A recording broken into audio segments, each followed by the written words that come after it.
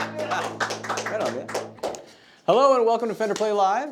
This week we're talking about the blues, Jimmy Page style. We're going to show you how to get that early Jimmy Page blues tone, and we'll talk about some techniques he uses while playing Willie Dixon's classic, I Can't Quit You Baby, which we teach on Fender Play. So this is a perfect song for players of all levels, so let's get to it. First step to learning the guitar, or learning to play the guitar. Hi, I'm really good at reading, by the way. To help me out, please welcome our product specialist, Matt Safranek. Hey, Matt. Hi. Come on. Well. Tell us what you're playing there. So today I have got the Jimmy Page Mirror Telecaster, personal favorite of mine, all-time favorite. So I'm playing this right now, and I'm going through the Bass Breaker 30R. Okay. Yeah. So can I hear a little bit of that guitar just on its own? I'll sure do that here. So we've got the neck pickup.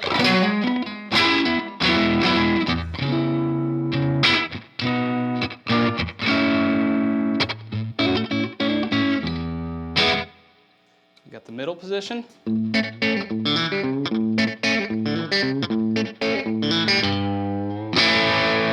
the bridge.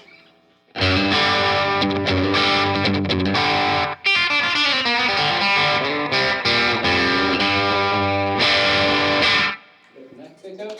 Right on, sounds great. So on Fender Play, one of our song lessons in our blues path is Willie Dixon's I Can't Quit You Babe.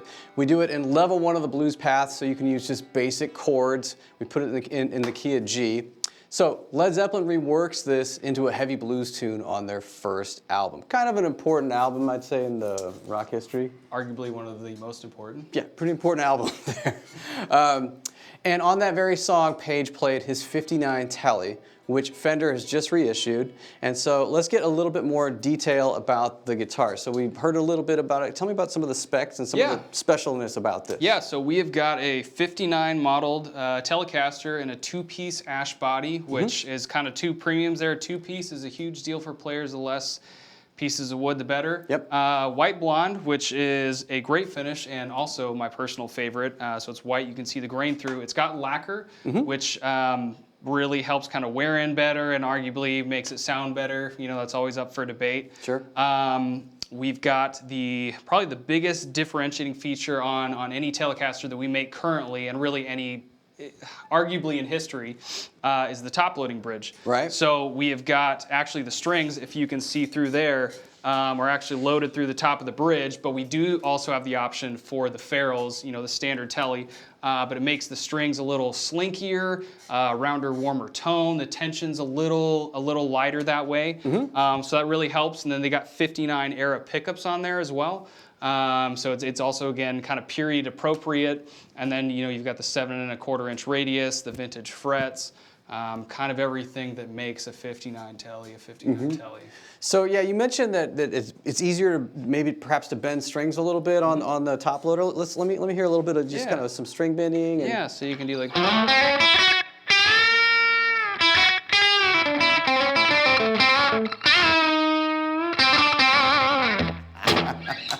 And I noticed that the bridge saddles are a little bit different on this one too. I've got the brass barrel saddles on this Tele. So these are actually slotted, so you can kind of help better differentiate like your string spacing on there to get it really in tune. A lot of saddles on most Teles are either brass, but even if they're not brass and they're steel or whatever it is, there's no slots in there, so it kind of slides around. So techs sometimes will tap in a slot in there, but this way it kind of helps nail that down. And I think another big feature I forgot about is the mirrors on here. That is, you know, for better or for worse for some people. Right. This is actually how Jimmy put his mirrors on there. We don't include it with there. I figured everybody out there would like to see, you know, what his look like, but when you get yours in the box, this actually will come without the mirrors in there. Right. But if you want to get period appropriate and, you know, do your things, that will work. You put on your own mirrors. That's the main thing. And if you need to check your makeup, you can. Always. I can't do that on this one. Next time. Just look right there, man. But this is a great guitar as well. This is American Performer Tele. And I'm playing through a Mustang GT 100, and I'm using the number 8, just the stock preset, the basic Bandmaster. I'm on the middle position pickup for a nice split. We're not basic Bassman or Bandmaster guys. Basic Bassmaster? Basic Bassmasters. Sounds Yeah, let's do a little jamming. Okay. You want to do it in G? Sure. That Sure. works for me. All right. 1, 2, 3.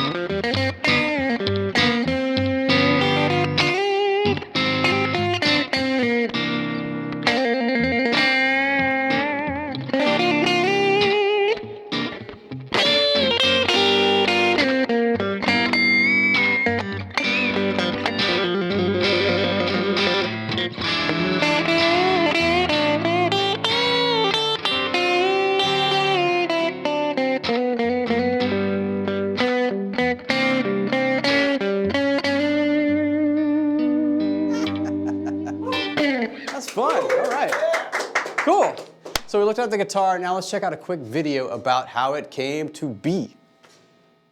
The story of the instrument is the whole journey of it. The journey of, you know, Jeff Beck having it and then passing it on to me with such good spirit. I mean, you know, it's got a lot of love in that, in that gesture of giving it to me. And the journey of it through the Yardbirds, how it was used on the first Led Zeppelin album. It's its journey all the way through here today. And obviously it's enjoyed the experience of being restored back to its true beauty, and that we've actually been able to sort of clone it. I think we'll see a lot of cloning in the future. And so, but certainly you won't see me clone, but you'll see the guitar clone right now.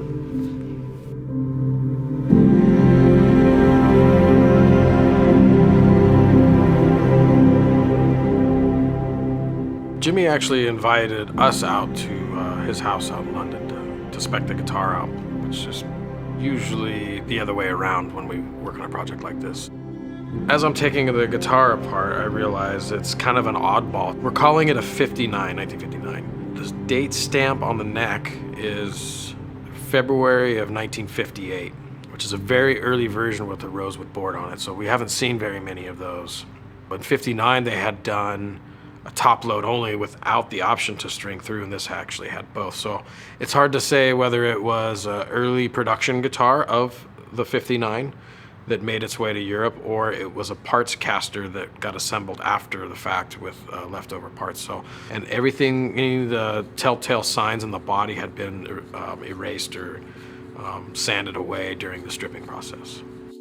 The wood grain, being that it's a natural finish on the guitar, very unique and important for me to try to nail. Luckily enough, because we're in the business of making a lot of ash body Telecasters, I had access to hundreds of thousands of board feet of ash. And then I actually went down and made a clear plastic template with grain pattern lines in it. And I was able to kind of line it up until all the stars aligned properly, and then I was able to cut out the piece of wood that I needed. I felt like it really needed to have that grain pattern to replicate the vibe of the guitar and what it is, and by rights it deserves it. Most people are going to say, well, why didn't you just do the drag? And that's what everybody wants, because that's not the whole story. We wanted to capture the whole story, and the reflection is part of that story. In the 60s, sort of mirrors were employed quite a lot. You know, employed in fashion, on dresses and jackets and things like that. I just wanted to customize it somewhat, and it was quite fun to be able to angle the light that was being reflected from it. So as the guitar evolved, so did Jimmy's career. As the Dragon is born, he moves in and Led Zeppelin is born as well. All right, we're back. You can check out the full video in the posted links, and you might have seen mention of the painted version of this guitar, so keep your eyes peeled for the Dragon soon. Please welcome my next guest. You're not Matt. I'm not Matt. You're Dan Sadin. I'm Dan Sadin. Good to see you, man. Welcome back. Good to see you too, man. Thanks for having me back. Awesome. Thanks for being back. Yeah. So Dan is an artist, producer, and a longtime guitarist. So you now hold the Mirror guitar, The sir. magic guitar, man. Can I hear you play a little bit of something on it? Sure. I'll lay down some.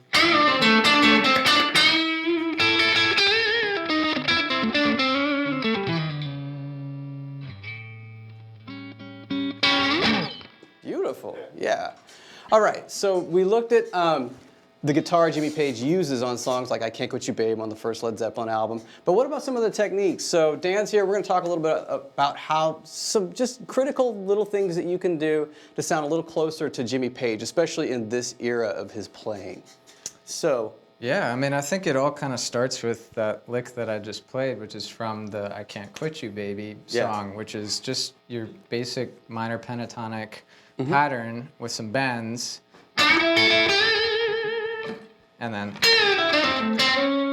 he hits that third just to let you know that you're in A major, and that's it. Right. And I think if you boil down the beginning of Jimmy Page's playing, where he starts thinking about guitar, it's kind of right around there in that world. I think so too, and he does it in different keys, but you know, he's in A a lot, right? Oh yeah. So if you're just getting started, if you're working your way through learning blues guitar, you've probably learned that box pattern, minor pentatonic, A minor pentatonic.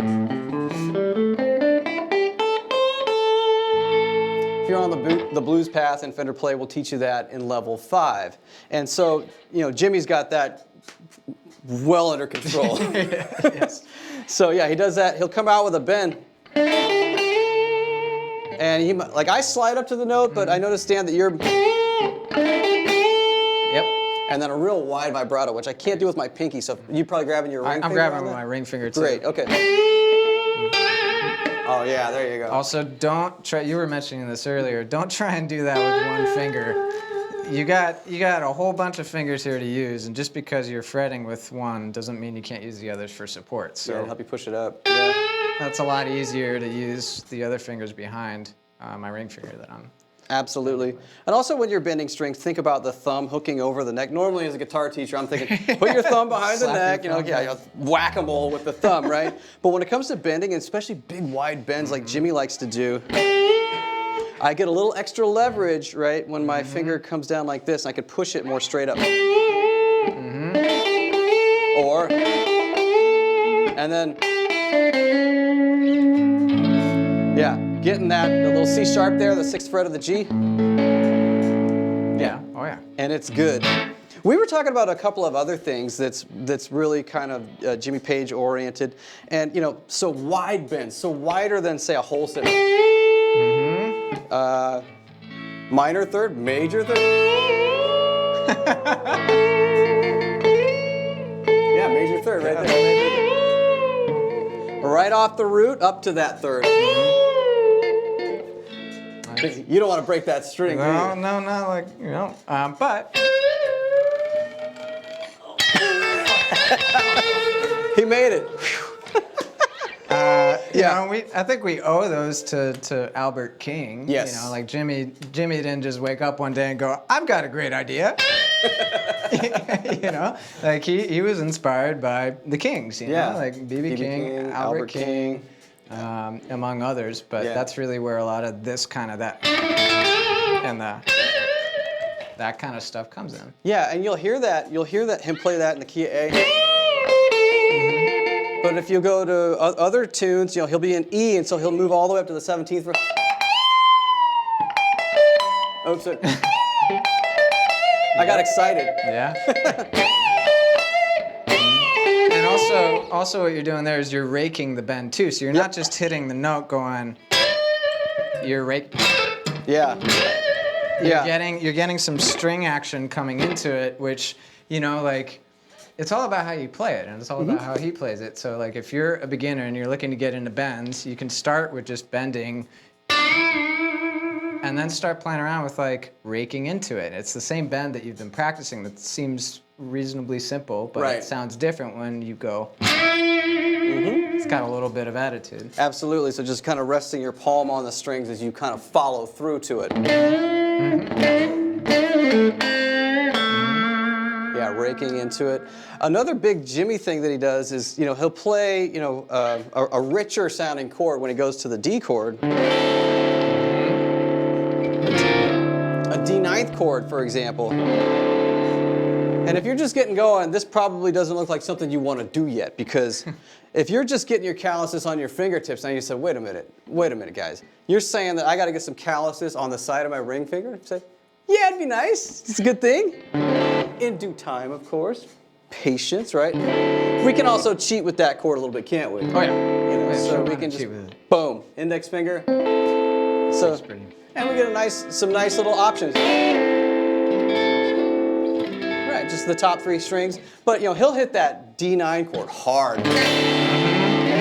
And he'll slide. You got the slap back. You've got the mirror image delay pedal going. I think that's, it's the new Fender mirror image delay pedal that we're using to just kind of get some of that tone that he had on the recording, you know? So you get, you know, this is kind of what he does there. And it doesn't sound the same without it, you know? It just kind of sounds like a broken guitar. So he's really playing off of that echo, which is really cool. Right. Yeah. That sounds great. So a couple of key takeaways when I think about, you know, Jimmy Page is playing on this. Remember, we talked about that first lick. And he pretty much hits that almost every time between the vocal breaks. He'll hit that. Then there's the 10th position. We're showing those big wide. But he also does this move kind of based around a blues scale. And he gets so much mileage out of that. So on the B string, I'm from 10th fret, 13th fret, and then on the high E, I'm gonna hit a right note, 10th fret, a wrong note, 11th fret, and then 12th fret, a right note, right? And you'll hear it on this tune where you had it a second, right? Let's hear it with the slap though.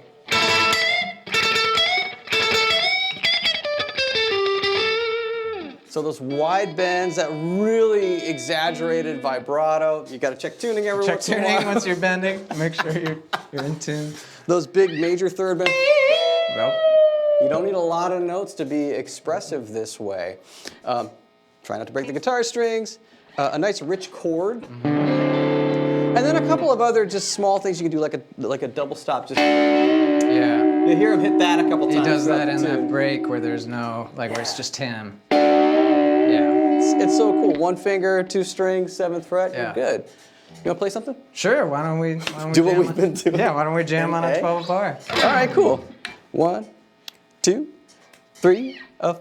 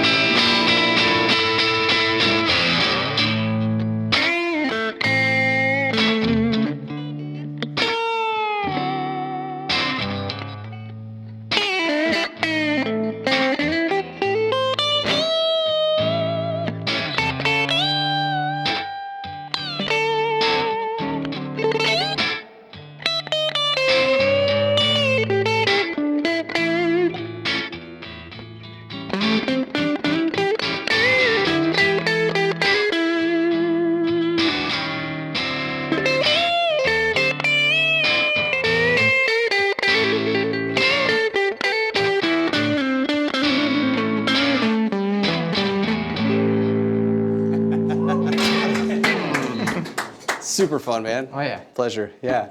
So a lot of these techniques, and of course the song Lesson to Willie Dixon's I Can't Coach You Babe, are available on Fender Play. I think it's time for the homework. Okay, let's do it. So every week we assign homework. So if you're a beginning player, go to level 1 of the blues path. The last song on the blues path is a simplified version of this tune using just open position G, C, and D chords, just to get you into that 12-bar form. If you're intermediate, play a blues progression in A, similar to the recording, and you can check out our ABCs and how to play the blues in level 3 of the Fender Play blues path. And if you're you want to just freak us out, play some of those really great classic Jimmy Page licks. It's good stuff. Yeah, I mean, this song has like one recurring Jimmy Page riff that, like, if you know that, you got about 50% of his playing. Yeah. So that's a pretty cool one. It's super cool. I think it's giveaway time. So, can you help me out with this? Oh. This week's winner is... And we got John B. Woo! All right. All right, congratulations.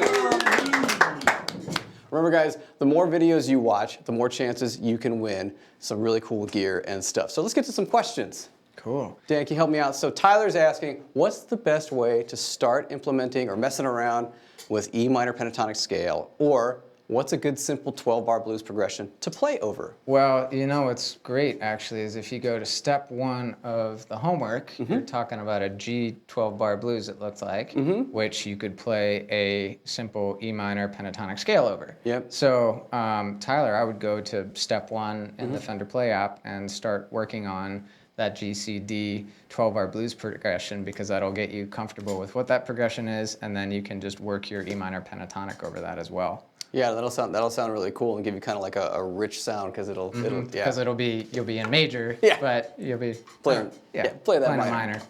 So. Very cool. Eileen Dover has a question. She asks, I play bass, not the guitar. What the heck does a double stop mean?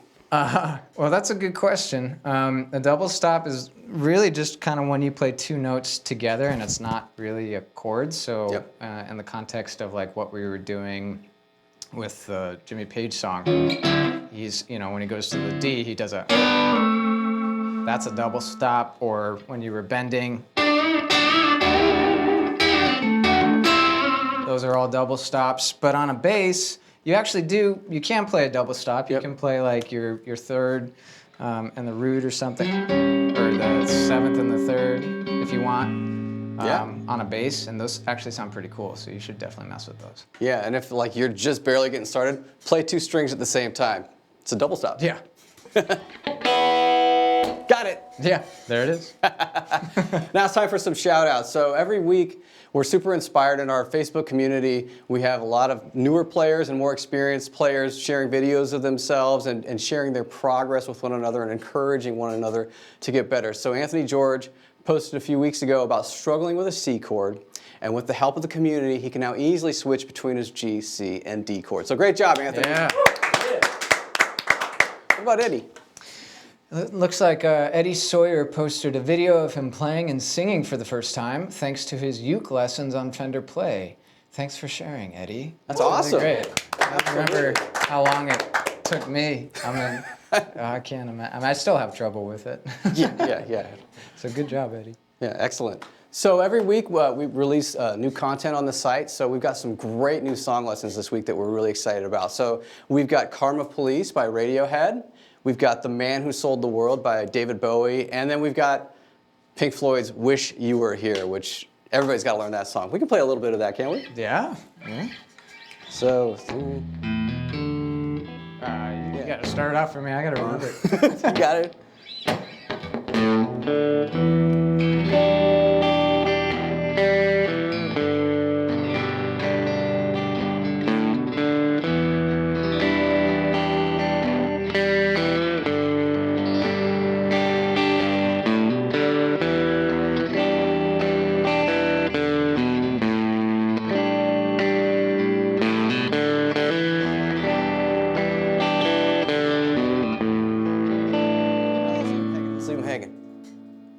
For more.